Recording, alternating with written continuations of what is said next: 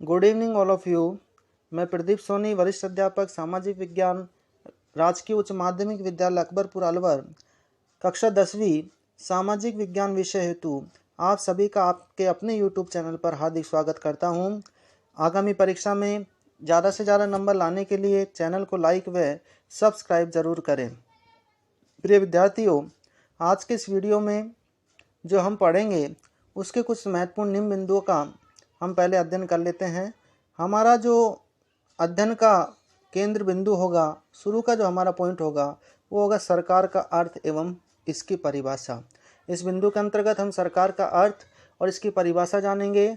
दूसरा जो हमारा पॉइंट होगा वो होगा सरकार के प्रकार तथा सरकार के अंग, यानी कि सरकार कितने प्रकार की होती है, सरकार के कौन कौन से अंग होते हैं, इसके बारे में जानकारी हम दूसरे नंबर के बिंदु से लेंगे।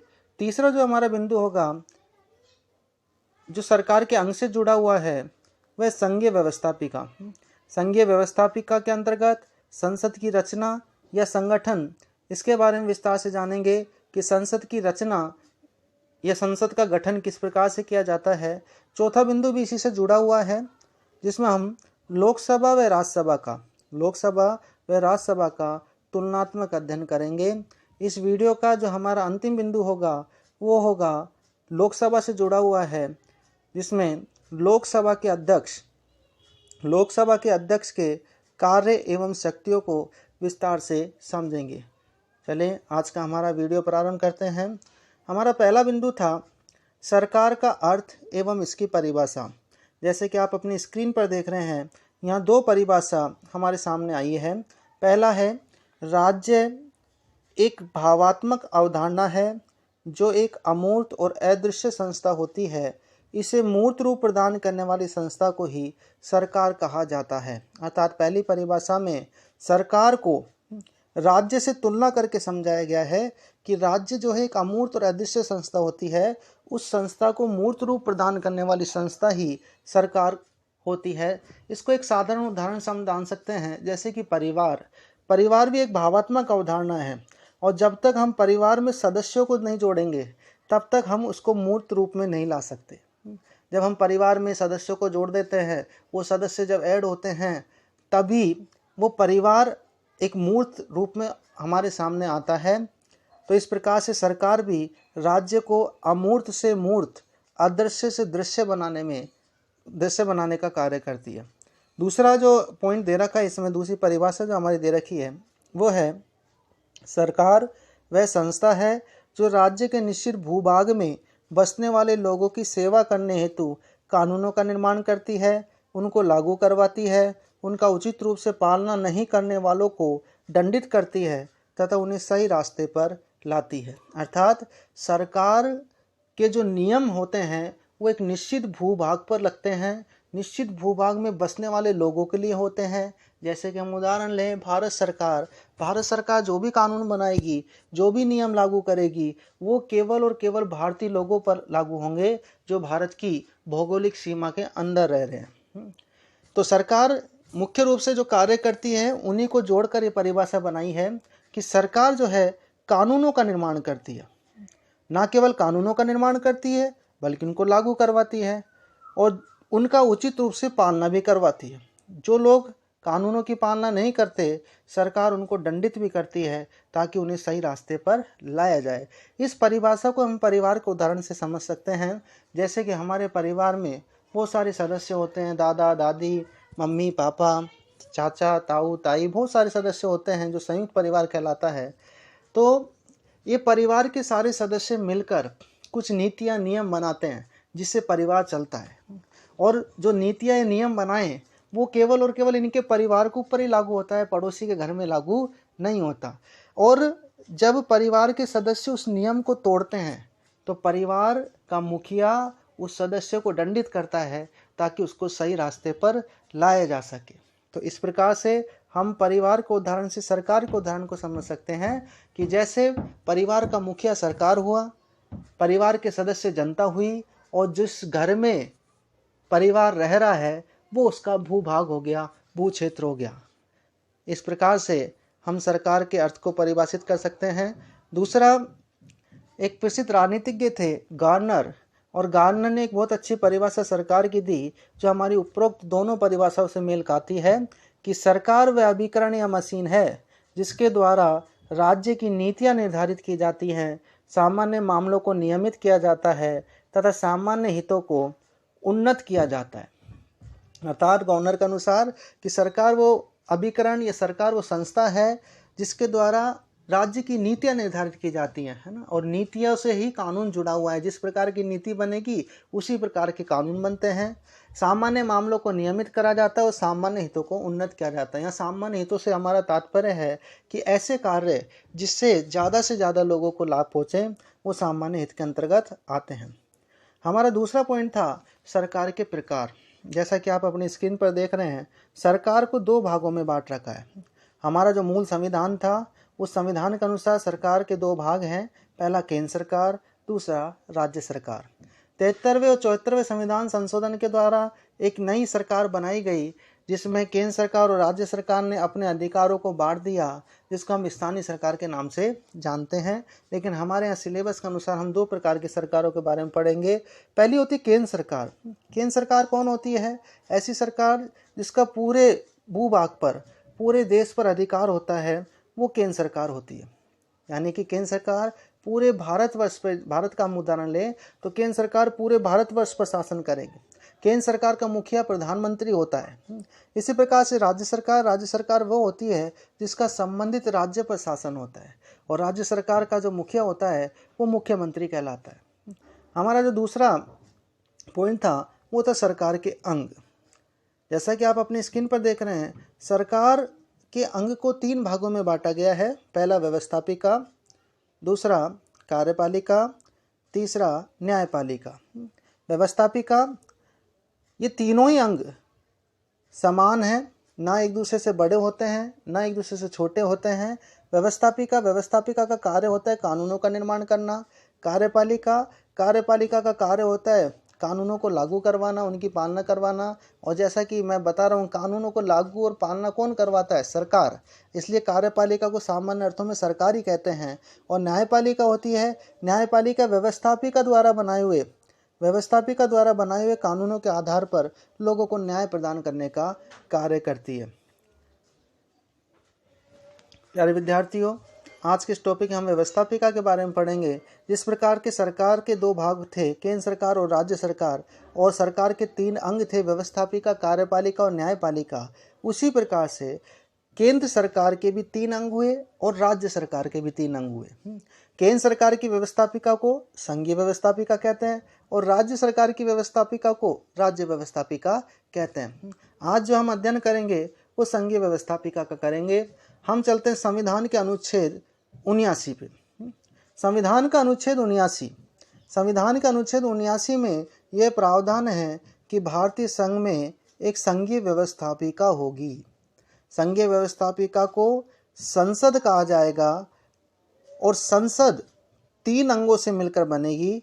पहला राष्ट्रपति, दूसरा लोकसभा, तीसरा राज्यसभा। इस प्रकार से हमारे भारत में संसद के दो सदन हैं, पहला लोकसभा और दूसरा राज्यसभा। ये दो सदन और प्लस राष्ट्रपति, तीनों को मिलाकर संसद कहा जाता है। लोकसभा और राज्यसभा की रचना या संगठन के कुछ महत्वपूर्ण बिंदु हैं। जैसा कि प्रारंभ में बताया था कि आज हम लोकसभा और राज्यसभा या संघीय व्यवस्थापिका की संगठन या रचना के बारे में जानेंगे। तो उसके बारे में जानने से पहले हम इनके महत्वपूर्ण बिंदु जानते हैं, जिसके आधार पर हम इनका वर्णन करेंगे। पहला सदस्य संख्या, दूसरा निर्वाचन, तीसरा सदस्यों के लिए योग्यता, चौथा कार्यकाल, पांचवा अधिवेशन और छठा पदाधिकारी। इन हर पॉइंट के आधार पर हम लोकसभा व राज्यसभा दोनों की रचना और संगठन का अध्ययन करेंगे और साथ ही साथ इनका तुलनात्मक अध्ययन भी करेंगे। चलें हम स्टार्ट करते हैं। पहला पॉइंट था हमारा सदस्य संख्या। जैसा कि आप अपनी टेबल पर देख रहे हो, मैंने दो सदन यहाँ पर लिख रखे हैं, लोकसभा और राज्यसभा। लोकसभा में दो प्रकार के सदस्य होते हैं, एक निर्वाचित और एक मनोनीत। इसी प्रकार से राज्यसभा में दो प्रकार के सदस्य होते हैं, निर्वाचित और मनोनीत। निर्वाचित सदस्य वो होते हैं जो चुने जाते हैं और मनोनीत सदस्य वो होते हैं जिन्हें राष्ट्रपति द्वारा मनोनीत किया जाता है। यहाँ भी मैंने इनको दो भागों में बांट रखा है, वर्तमान में और अधिकतम। यानी कि वर्तमान में लोकसभा में कितने सदस्य हैं इसको हम देखेंगे। तो जैसा कि आप टेबल में देख रहे हैं, वर्तमान में लोकसभा में 543 सदस्य निर्वाचित होते हैं और 2 सदस्य मनोनीत होते हैं। इस प्रकार से कुल 545 सदस्य वर्तमान में लोकसभा में हैं। ये निर्वाचित सदस्य जनता द्वारा चुने जाते हैं, जो कि राज्य और केंद्र शासित प्रदेशों से चुनकर आते हैं। इसी प्रकार से राज्यसभा में भी 2 प्रकार के सदस्य होते हैं, निर्वाचित और मनोनीत। वर्तमान में देखें तो राज्यसभा में 233 सदस्य निर्वाचित हैं और 12 सदस्य मनोनीत हैं। इस प्रकार से हम देखें तो राज्यसभा में वर्तमान में कुल 245 सदस्य हैं। हम अधिकतम संख्या की बात करें तो लोकसभा में अधिकतम संख्या निर्वाचित सदस्यों की 550 हो सकती है और मनोनीत सदस्यों की संख्या में कोई परिवर्तन नहीं है, ये 2 ही रहेगी। इस प्रकार से लोकसभा की अधिकतम सदस्य संख्या 552 हो सकती है। राज्यसभा के अधिकतम सदस्यों की संख्या की बात करें तो निर्वाचित 238 और मनोनीत सदस्य 12 हो सकते हैं। इस प्रकार से कुल 250 सदस्य राज्यसभा में अधिकतम हो सकते हैं। यहाँ मैंने एक नोट दिया है मनोनीत सदस्य के बारे में कि लोकसभा में ये जो 2 सदस्य होते हैं, लोकसभा में आंग्ल भारतीय समुदाय के 2 सदस्य व राज्यसभा में 12 सदस्य जो कि कला, विज्ञान, खेल आदि क्षेत्रों से में विशेष उपलब्धि हासिल करने वाले होते हैं, को राष्ट्रपति द्वारा मनोनीत किया जाता है। अर्थात ये जो मनोनीत सदस्य हैं राष्ट्रपति द्वारा मनोनीत होते हैं। लोकसभा के 2 सदस्य जो मनोनीत होते हैं ये आंग्ल भारतीय समुदाय से आते हैं और राज्यसभा में जो 12 सदस्य मनोनीत किए जाते हैं ये ऐसे सदस्य होते हैं जिन्होंने साहित्य, कला, विज्ञान, खेल आदि क्षेत्रों में भारत का नाम रोशन किया हो, उनको राज्यसभा सदस्य राष्ट्रपति बना सकता है। आगे का दूसरा हमारा जो बिंदु था वो था सदस्यों का निर्वाचन, कि लोकसभा के सदस्य कैसे चुने जाते हैं और राज्यसभा के सदस्य कैसे चुने जाते हैं। जैसा कि आप अपनी स्क्रीन पर देख रहे हैं, यहाँ लोकसभा सदस्य लिख रहा है। पहले हम देखते हैं लोकसभा के सदस्यों का निर्वाचन कैसे होता है। लोकसभा सदस्यों का चुनाव प्रत्यक्ष रूप से और व्यक्ति मताधिकार के आधार पर होता है। यानी कि लोकसभा के जो सदस्य का चुनाव होता है वो प्रत्यक्ष रूप से और व्यक्ति मताधिकार के बारे में आप सभी जानते हो कि भारतवर्ष में 18 वर्ष या उससे अधिक आयु के वह व्यक्ति को मत देने का अधिकार प्राप्त है संविधान के अनुसार, और उस मताधिकार के माध्यम से वो लोकसभा के सदस्यों का, राज्य की विधानसभा के सदस्यों का चुनाव करता है। दूसरा हमारा सदन था राज्यसभा। राज्यसभा के सदस्यों का चुनाव किस प्रकार से किया जाता है।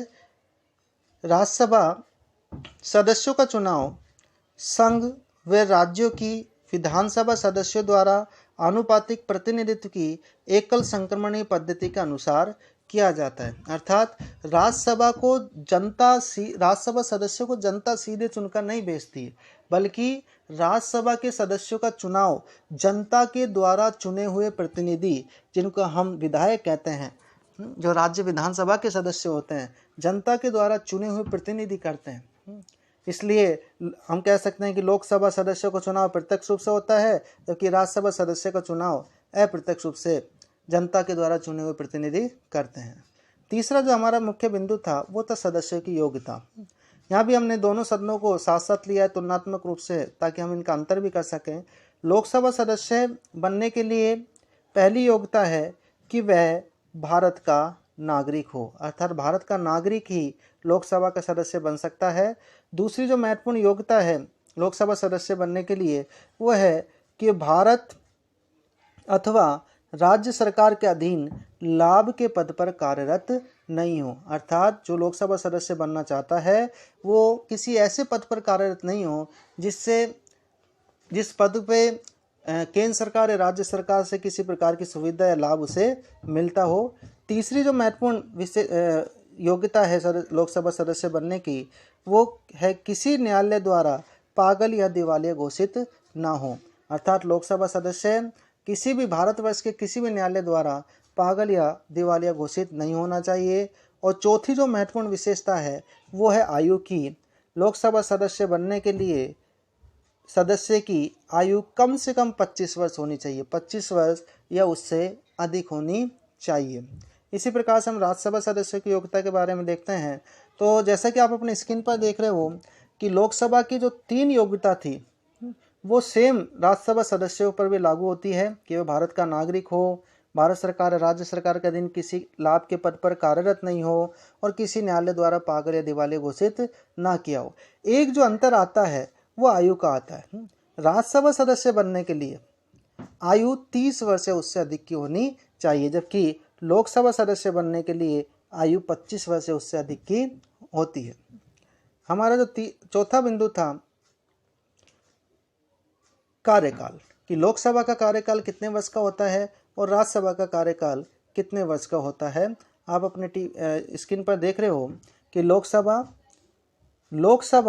एक अस्थायी सदन है, क्योंकि प्रधानमंत्री के परामर्श के आधार पर राष्ट्रपति द्वारा इसे समय पूर्व भंग किया जा सकता है। अर्थात लोकसभा को अस्थायी सदन इसलिए कहते हैं कि राष्ट्रपति द्वारा इसको समय से पहले भी प्रधानमंत्री के परामर्श पर भंग किया जा सकता है। अब ये समय क्या होता है? सामान्यतः लोकसभा का कार्यकाल 5 वर्षों का होता है, लेकिन यदि प्रधानमंत्री को लगे या कार्यपालिका व्यवस्थापिका में अपना बहुमत खो चुकी होती है तो प्रधानमंत्री के परामर्श पे राष्ट्रपति इसे समय से पहले 5 वर्ष से पहले भंग कर सकता है, इसलिए इसको अस्थायी सदन भी कहा जाता है। दूसरा जो हमारा सदन था वो था राज्यसभा। राज्यसभा के कार्यकाल की बात करें तो इसमें पहला ही पॉइंट है कि राज्यसभा एक स्थायी सदन है, और स्थायी शब्द आते ही आप समझ गए होंगे कि इसको स्थायी सदन क्यों कहते हैं, क्योंकि इसे भंग नहीं किया जा सकता। लोकसभा को राष्ट्रपति भंग कर सकता है लेकिन राज्यसभा को भंग नहीं कर सकता, इसलिए इसको स्थायी सदन कहा जाता है। राज्यसभा के कार्यकाल की बात करें तो इसके सदस्यों का कार्यकाल 6 वर्ष का होता है तथा 1/3 सदस्य प्रति 2 वर्ष बाद सेवानिवृत्त हो जाते हैं। हमारा अगला पॉइंट था अधिवेशन। अधिवेशन में बात करें, अधिवेशन मतलब सामान्य अर्थ में बोले तो बैठक, मीटिंग। तो लोकसभा व राज्यसभा के अधिवेशन राष्ट्रपति के द्वारा ही बुलाए जाते हैं तथा इस संबंध में नियम केवल यह है कि लोकसभा व राज्यसभा की 2 बैठकों में 6 माह से अधिक अंतर नहीं होना चाहिए। हमारा अगला पॉइंट था, जो छठा पॉइंट था, वो था पदाधिकारी, कि लोकसभा में और राज्यसभा में कौन कौन से मुख्य रूप से पदाधिकारी होते हैं। हम बात करें लोकसभा की तो लोकसभा पदाधिकारी में लोकसभा अध्यक्ष व उपाध्यक्ष होते हैं। इससे संबंधित जो हमारा अनुच्छेद है संविधान में वो है संविधान के अनुच्छेद 93।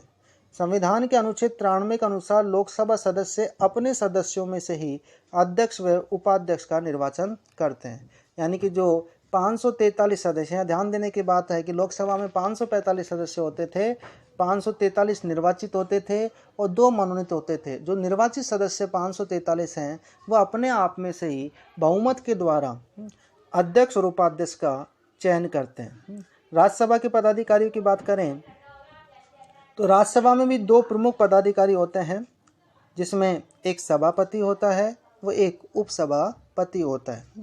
यहाँ विशेष जो अंतर है कि जो सभापति होता है वो भारत का उपराष्ट्रपति होता है। भारत का उपराष्ट्रपति राज्यसभा का पदेन सभापति होता है, जिनका कार्यकाल 5 वर्षों का होता है तथा राज्यसभा अपने सदस्यों में से किसी एक को 6 वर्ष के लिए उपसभापति निर्वाचित करती है।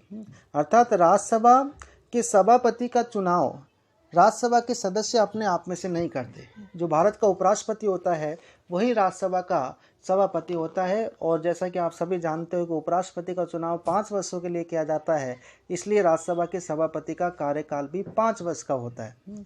दूसरी बात, उपसभापति का चुनाव राज्यसभा के सदस्यों के द्वारा ही किया जाता है, इसलिए उपसभापति का कार्यकाल 6 वर्ष का होता है। क्योंकि इससे पहले भी हमने जब कार्यकाल पढ़ा था तो उसमें पढ़ा था कि राज्यसभा के सदस्यों का कार्यकाल 6 वर्ष का होता है। हमारा जो अंतिम बिंदु था वो था लोकसभा अध्यक्ष के कार्य एवं शक्तियाँ। लोकसभा अध्यक्ष का पहला कार्य है कि लोकसभा अध्यक्ष लोकसभा की सभी बैठकों की अध्यक्षता करता है, कि जितनी भी बैठकें लोकसभा में होती हैं संसद से संबंधित, व्यवस्थापिका से संबंधित होती हैं, उन सभी बैठकों की अध्यक्षता लोकसभा अध्यक्ष के द्वारा की जाती है। दूसरा जो प्रमुख कार्य है, लोकसभा में शांति व्यवस्था व अनुशासन बनाए रखने का कार्य है। लोकसभा अध्यक्ष ही लोकसभा में शांति व्यवस्था और अनुशासन बनाए रखने का कार्य करता है। तीसरा जो महत्वपूर्ण कार्य लोकसभा अध्यक्ष करता है वह है लोकसभा का समस्त कार्यक्रम व कार्रवाई अध्यक्ष के द्वारा ही निर्धारित की जाती है। यानी कि लोकसभा किस प्रकार से चलेगी, इसका समय क्या होगा, कौन कौन से बिल इसमें लाए जाएंगे, कब लाए जाएंगे, ये सारे कार्यक्रम लोकसभा अध्यक्ष द्वारा ही निर्धारित किए जाते हैं। चौथा जो महत्वपूर्ण कार्य है, सदन के नेता, सदन का नेता यानी कि प्रधानमंत्री के परामर्श से विभिन्न विषयों के संबंध में वाद विवाद का समय भी लोकसभा अध्यक्ष निश्चित करता है।